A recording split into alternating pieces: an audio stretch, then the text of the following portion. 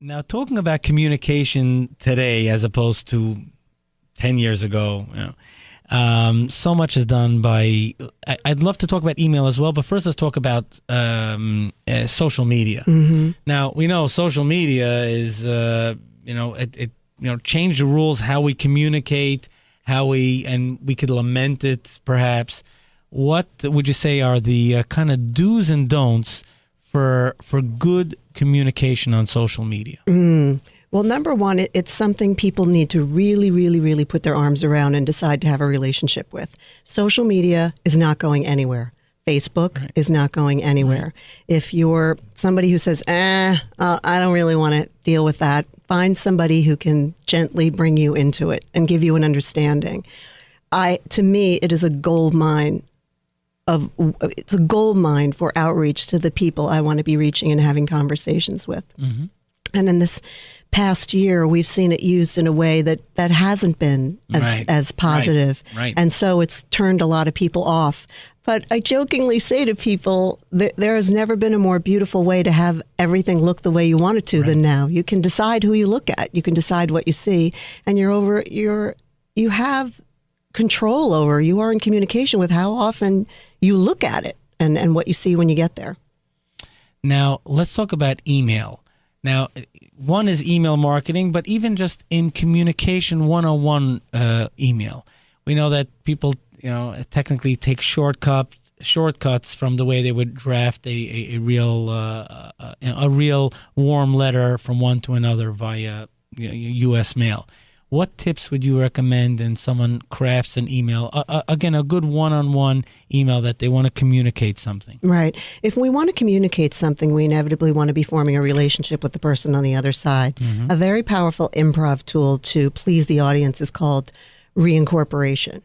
When the audience hears something that's happened earlier in the scene or earlier in the show, reincorporated into a moment, we call that ear candy.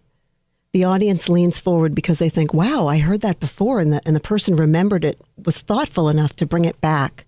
When we're writing emails, we always have an opportunity. We're being given an offer to have a relationship, get out of our heads in the prior email. So this is the strategy I suggest my clients and audiences use. When you receive an email from someone, they've written a lot of words in there. Mm-hmm. They've given you information. There is generally a word or phrase that they've said that you can repeat back to them in your email. It says, I heard you, I read you, I understood you, and now I'm with you having this communication. It's very pleasing to your audience to see that you took time to really read their email. You took time to understand, and now you are looking to have a relationship moving forward. It's very transformative, and it gets you out of your head. Because a lot of times we want to, okay, someone just sent me an email. Now I need this from him. I need this from her. Take a deep breath. Make sure when you're writing emails, you have time to be writing emails, especially when they're important. And be thoughtful. It sounds so simple, but it is so important. Because we know that, the average person gets, 100 to 200 emails a day. Mm-hmm. And you try to just bang them out, get the responses out. But you're saying if something requires your attention and your time, put the time in. Yeah. Don't just fire off something and write something cryptic. Right. And you said the large number of emails, 10 to 20 of those are very important.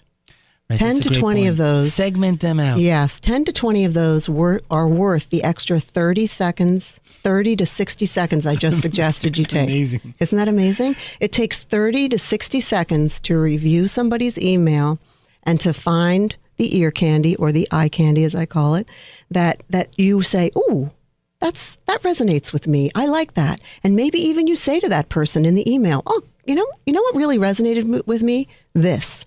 Keep it brief, keep it impactful, keep it generous and thoughtful.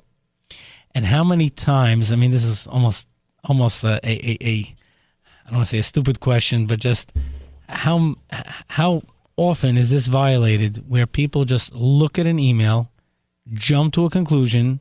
If they would just read it a second time or read it slowly, then they would see that there was an entirely different intention in that email. I've done that. I've read things too quickly. I've been in haste running from one place to another. I quickly look at it when I shouldn't have, but I do. I always have practiced taking a moment, especially when I have a reaction to an email. If I have a reaction to it, I make sure, I'm going to read that later before I respond. And always, always, always take a deep breath. If it's something conjuring up conflict in you, take a deep breath, walk away from the space where you do the email. If you can wait an hour or a little bit, do it, and then go back to it. But be mindful. I love that the name of the show is Mind Your Business. When we are aware of our mindfulness in every space we enter, and then that is my work, that in every space we enter, we have an opportunity to take another 30 to 60 seconds and be more mindful about our communication. I love the honor of interviewing C-level executives and sharing their great advice and perspective on Mind Your Business. I'd love to get your feedback. Post it in the comments below and subscribe. You'll never miss an edition of Mind Your Business.